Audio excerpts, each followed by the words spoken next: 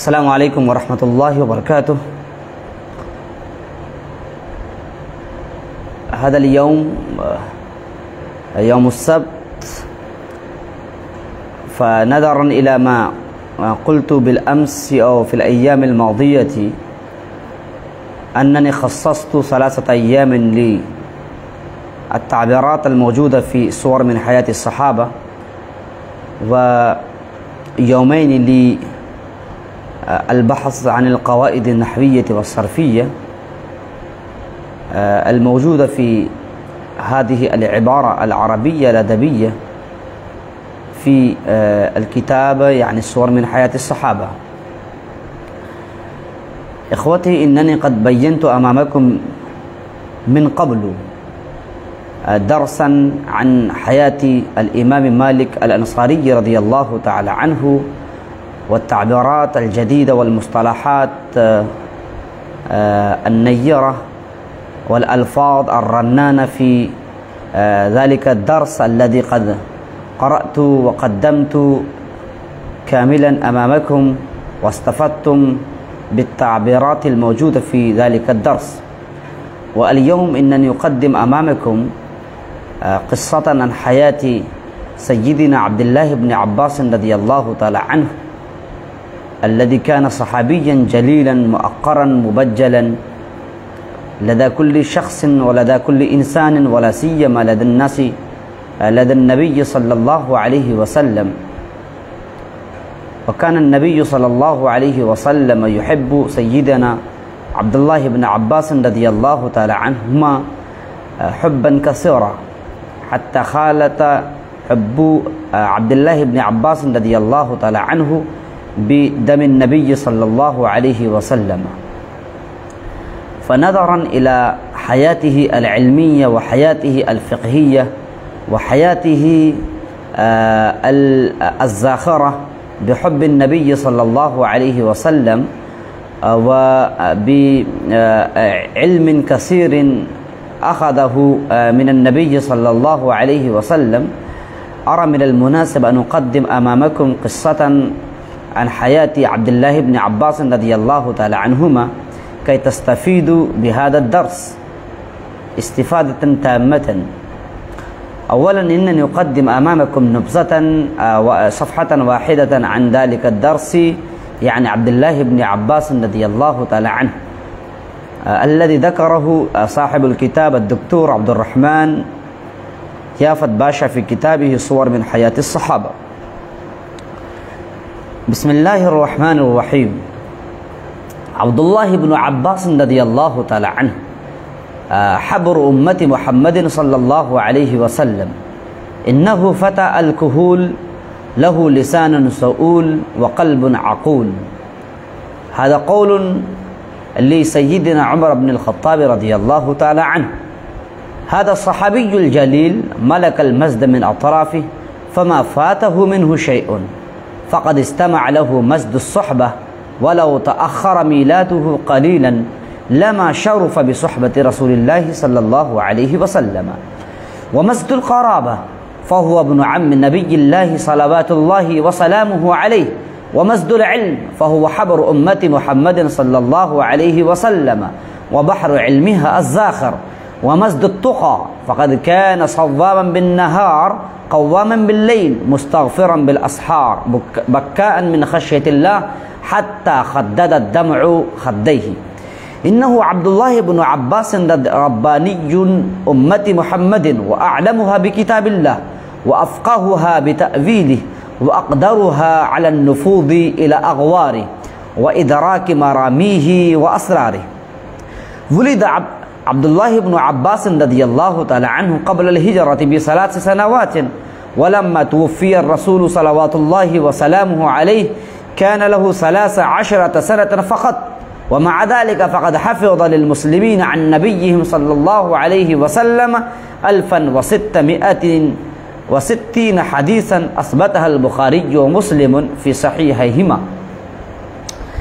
أخوتي، هذه الصفحة الأولى من هذا الدرس لعبد الله بن عباس رضي الله تعالى عنهما بينتها وذكرتها أمامكم وقرأتها عليكم. فإن هذه الصفحة الأولى محتوية على كثير من التعبيرات وكثير من الألفاظ الجديدة، وعليكم أن تستفيدوا بهذه التعبيرات والأمثال والألفاظ الجديدة المذكورة في هذه الصفحة الأولى لحياة عبد الله بن عباس رضي الله تعالى عنهما. ولعلكم سمعتم عن عبد الله بن عباس رضي الله تعالى عنه. عبد الله بن عباس الذي كان ابنا لعباس بن عبد المطلب، وعباس بن عبد المطلب الذي كان عما للنبي صلى الله عليه وسلم، الذي أسلم عند فتح النبي صلى الله عليه وسلم مكة المكرمة، فأسلم عباس بن عبد المطلب. نعم، فكان عبد الله بن عباس رضي الله تعالى عنهما ابنا له يعني لعباس، فمن خلال هذا كان عبد الله أخا لرسول الله صلى الله عليه وسلم، ولكنه أصغر من النبي صلى الله عليه وسلم سنا، بل أصغر ثم أصغر. نعم. فنظرا إلى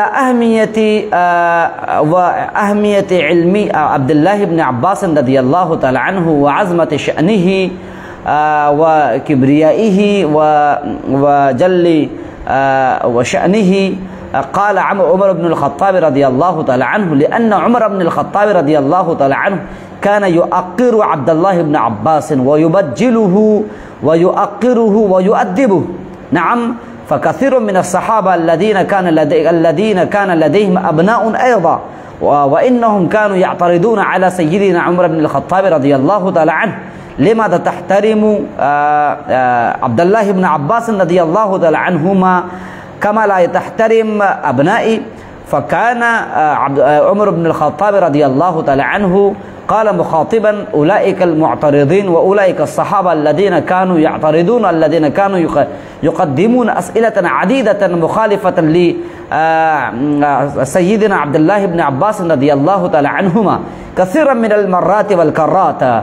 فسأل عمر بن الخطاب واختبر عمر بن الخطاب رضي الله تعالى عنه وامتحن عمر بن الخطاب رضي الله تعالى عنه مثل هؤلاء الشبان الذين كانوا على منهج عبد الله بن عباس رضي الله تعالى عنهما. ولكن عبد الله بن عباس رضي الله تعالى عنهما كان ماهرا في الأجوبة على الأسئلة التي كان يقدمها سيدنا عمر بن الخطاب رضي الله تعالى عنه. من أجل ذلك كان عمر بن الخطاب رضي الله تعالى عنه يؤقر ويبجل عبد الله بن عباس رضي الله تعالى عنه. وإخوتي وأحبائي السامعون، إنكم تعلمون أن عبد الله بن عباس رضي الله تعالى عنهما قضى نحبه في خدمة النبي صلى الله عليه وسلم. من أجل ذلك إن النبي صلى الله عليه وسلم دعا لعبد الله بن عباس رضي الله تعالى عنه كثيرا من المرات. نعم، إن عبد الله بن عباس رضي الله تعالى عنه رغم ذلك إنه كان أصغر سنا ولكنه كان يخدم النبي صلى الله عليه وسلم. حينما كان يتهجد النبي صلى الله عليه وسلم إنه يعني إن عبد الله بن عباس رضي الله تعالى عنهما يسهر، نعم، ويستيقظ عندما يستيقظ النبي صلى الله عليه وسلم لأداء صلاة التهجد.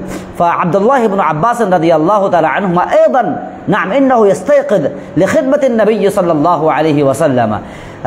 فمن أجل ذلك أن النبي صلى الله عليه وسلم دعا لعبد الله بن عباس رضي الله تعالى عنه: اللهم فقهه للدين، اللهم فقهه في الدين. نعم، مثل هذه الأدعية صدرت من لسان النبي صلى الله عليه وسلم لعبد الله بن عباس رضي الله تعالى عنهما.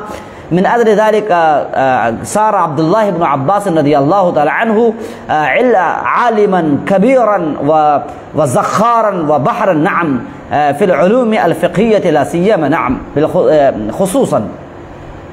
حتى اعترف بصلاحية ولياقة وقدرات سيدنا عبد الله بن عباس رضي الله تعالى عنه سيدنا عمر بن الخطاب رضي الله تعالى عنه. نعم، من عمر بن الخطاب الذي قال النبي صلى الله عليه وسلم لو كان نبي بعد لكان عمر. فيعترف عمر بن الخطاب رضي الله تعالى عنه بقدرات سيدنا عبد الله بن عباس رضي الله تعالى عنه، رغم كان عبد الله بن عباس رضي الله تعالى عنه أصغر في عمره، نعم أصغر سنا في عمره. نعم، فيقول عمر بن الخطاب رضي الله تعالى عنه إنه فتى الكهول، إنه فتى الكهول، يعني عبد الله بن عباس رضي الله تعالى عنه وإن كان هو صغير ولكن عقله كعقل الكهول. نعم، الكهول معناه يعني الرجل الذي صار كبيرا، نعم الذي صار شيخا، الذي صار في نهاية العمر. فإنه يقول يعني إن عمر بن الخطاب رضي الله تعالى عنه يقول عن عبد الله بن عباس رضي الله تعالى عنه إنه فتى الكهول، إنه فتى الكهول، يعني إن عبد الله بن عباس رضي الله تعالى عنه وإن كان فتى ولكن عقله كعقل الكهول، كعقل الشيخ الكبير الناهض. له لسان صؤول، له لسان صؤول. لسان عبد الله بن عباس رضي الله تعالى عنه يسأل ثم يسأل ثم يسأل ثم يسأل ثم يسأل. له لسان صؤول، صؤول على وزن فعول. نعم، للمبالغة. نعم، هناك مبالغة. فعمر بن الخطاب رضي الله تعالى عنه يقول معترفا بصلاحية عبد الله بن عباس رضي الله تعالى عنه له لسان صؤول. إن عبد الله بن عباس رضي الله تعالى عنه لا يزال يردد سؤالا ثم سؤالا ثم سؤالا ثم سؤالا، يعني إنه بحرا. نعم، إن له علم زاخر، له علم وافر من الله سبحانه وتعالى بدعاء النبي صلى الله عليه وسلم. وقلب عقول، عقول صؤول، نعم على وزن فعول، ووزن الفعل فعول للمبالغة. نعم، إنكم تعلمون أن الفاعل على وزن الفاعل يكون ضارب، هناك ضارب فإنه ضارب خفيف لا يضرب ضربا كثيرا، لا يضرب ضربا شديدا، ولكن حينما تستعمل إنك ضراب فيدل على هذا الفعل، على هذا الوزن، على أنك تضرب شديدا.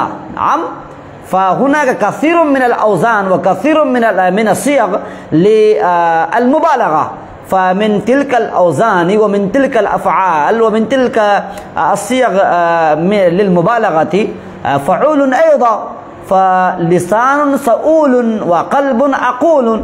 إنني أستعمل وعليكم أن تستعملوا هذا الفعل وهذه التعبيرات أيضا في جملكم.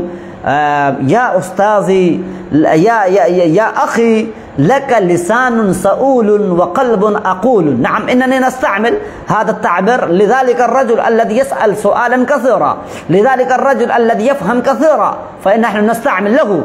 نعم، إن زيدا له لسان صؤول، إن زيدا له قلب عقول، يعني إن زيدا يفهم هذه القضية وهذه المسألة أكثر من إخوانه الآخرين.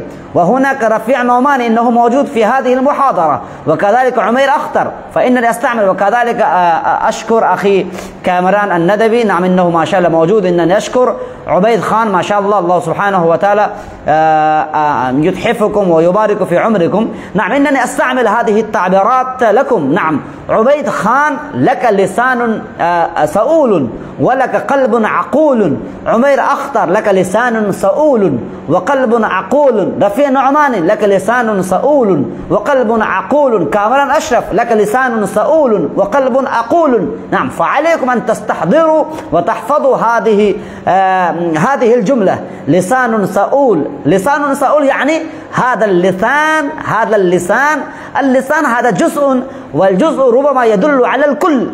هذا جزء والجزء يدل على الكل، يعني هذا الرجل يسأل سؤالا كثيرا، فنحن نستعمل لذلك الرجل له لسان صؤول. وهذا الرجل يفهم المسألة، مسألة الهداية، مسألة الفقه، ومسألة النحو، ومسألة الصرف، فنحن نستعمل له هذا الرجل له قلب عقول، يعني إن قلبه يفهم كثيرا. نعم، هذا الصحابي الجليل ملك المسد من أطرافه، ما شاء الله، ملك المسد من أطرافه. نحن نستعمل هذا التعبير نعم للشيخ السيد محمد رابع الحسني الندوي حفظه الله ورعاه. الشيخ حبيبنا وحبيبكم، سيدنا وسيدكم، أستاذنا وأستاذكم، شريفنا وشريفكم السيد محمد رابع الحسني الندوي ملك المسد من أطرافه. من أطرافه يعني من كل جهة، في كل مجال له شرف، له كرم، له مرتبة، له مكانة رفيعة. فنحن نستعمل للشيخ سماحة الشيخ العلامة السيد محمد رابع الحسني الندوي، الشيخ محمد رابع الحسني الندوي ملك المسد من أطرافه فما فاته منه شيء. نعم، هناك ملك المسد من أطرافه فما فاته منه شيء. نعم، هذه جملة واحدة، فنحن نستحضر، عليكم أن تكتبوا هذه الجملة في كراستكم الجيبية. نعم، وعليكم أن تستحفظوا